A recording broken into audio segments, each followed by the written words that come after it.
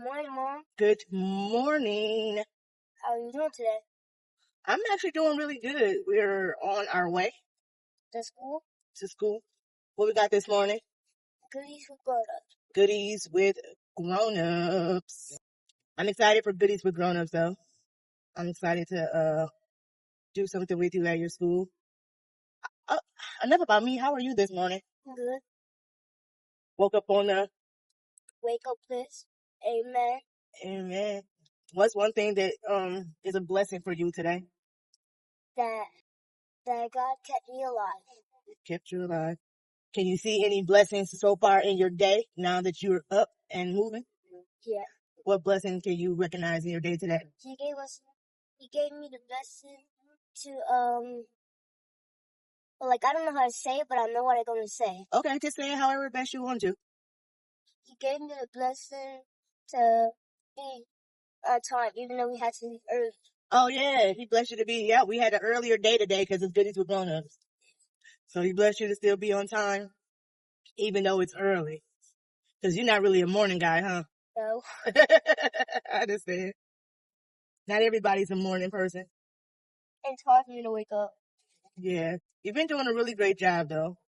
I want to tell you that. I've been proud of you, how you've been getting up in the morning. Dad woke me up this morning trying to scare me. Dad woke you up this morning? Yeah, he said he was the evil monster eating kids. That was just waking up. He was like a monster that was eating kids that were just waking up. Yeah, and I wasn't even awake at that time. Had my eyes shut. You had your eyes shut still? Yeah. But that was a bit scary. Yeah, and I didn't even know where I was going, but I wasn't scared. You wasn't scared? No. He picked you up? Yeah. And then he brought me somewhere, but I don't know where. And you just kept your eyes closed? Yeah. And then, did you know it was Dad? Yeah. Oh, okay. It sounded like it. It sounded like Dad.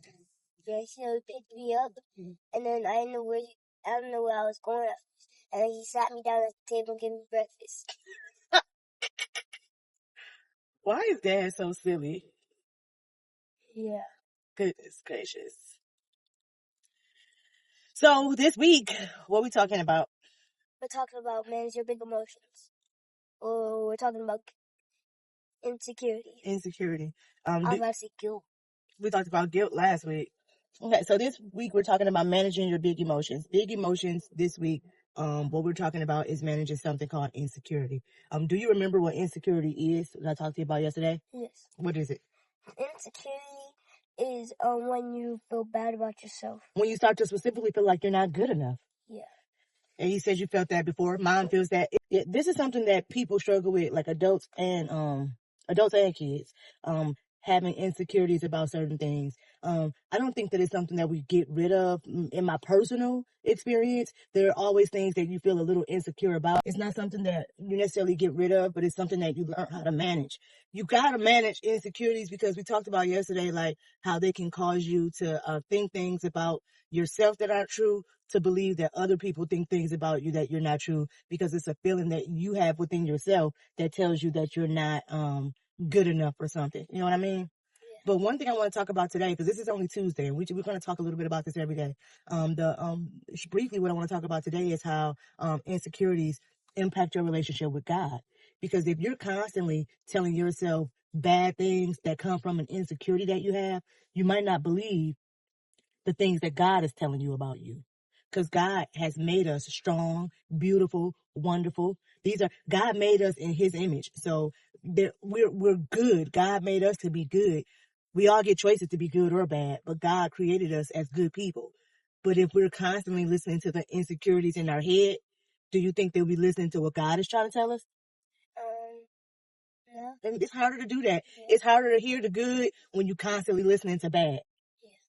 That's why I said the enemy, he likes to attach himself to our insecurities and make us listen harder to the bad things about ourselves and not the good things that God is trying to tell us about ourselves. So insecurities impact that relationship with God in a very big way. We also may care more about what people say about us than what God says about us, because we feel insecure about something, and if somebody making negative comments about it, I'll use myself as an example. Mom's a pretty short lady, huh?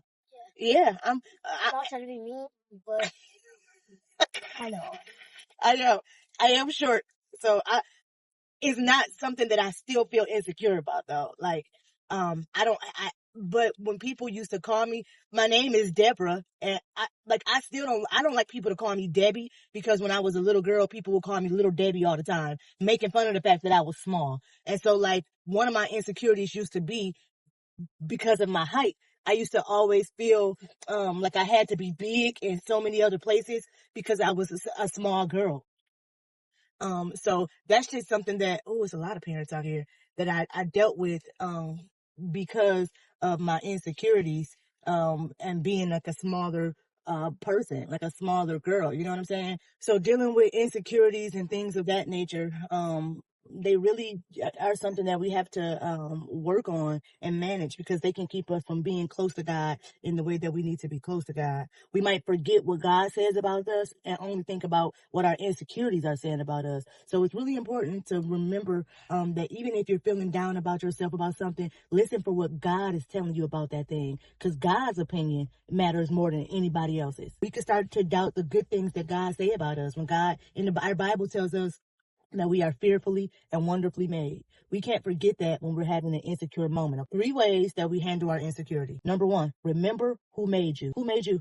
God. Remember who made you. Look for God's approval and not people's approval. Don't wait for people to say you good. Listen for God's voice to say you good. So 1, remember who made you. 2, look for God's approval. Look for God's approval. And not people's approval. And not people's approval. And the 3rd one is trust God when you're feeling small or low or sad or down. Trust God. Trust God. Don't trust those feelings. Trust who? God. There you go. All right, we'll talk more about it.